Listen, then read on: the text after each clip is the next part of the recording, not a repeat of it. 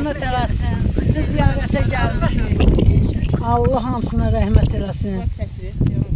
Bu 30 ildən sonra Allah şəhidlərimizə rəhmət eləsin.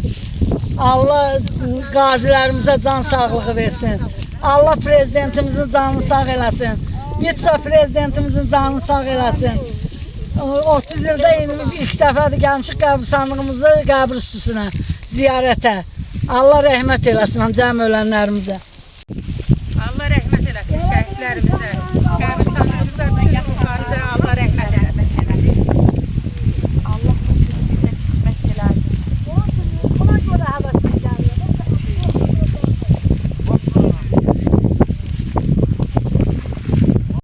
Quliyevə Zafta.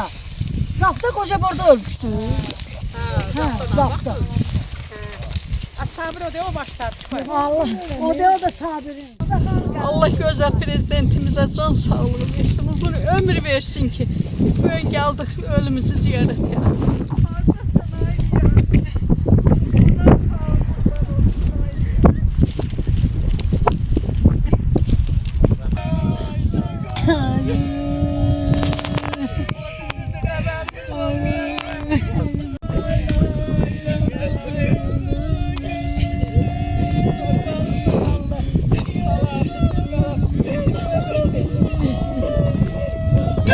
Hey bala, anan sağ kurban, balam lay lay lay lay.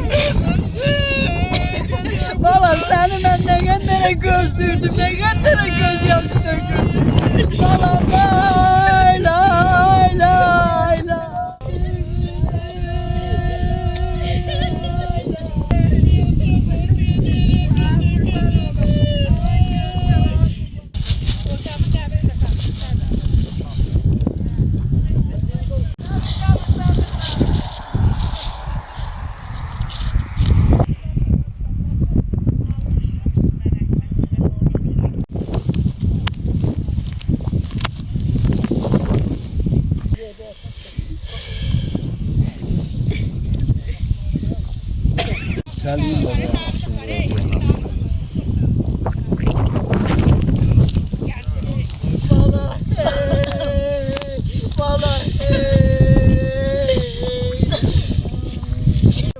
Balam lay lay lay, balam lay lay lay, balam lay lay, garip kabir sandığımız lay lay.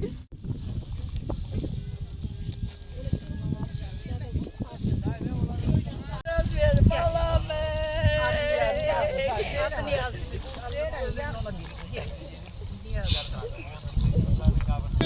Allah sizin ömrünüzü uzun eləsin, canınızı sağ eləsin, ay qıqa, sağa qurban olum, ay qıqa.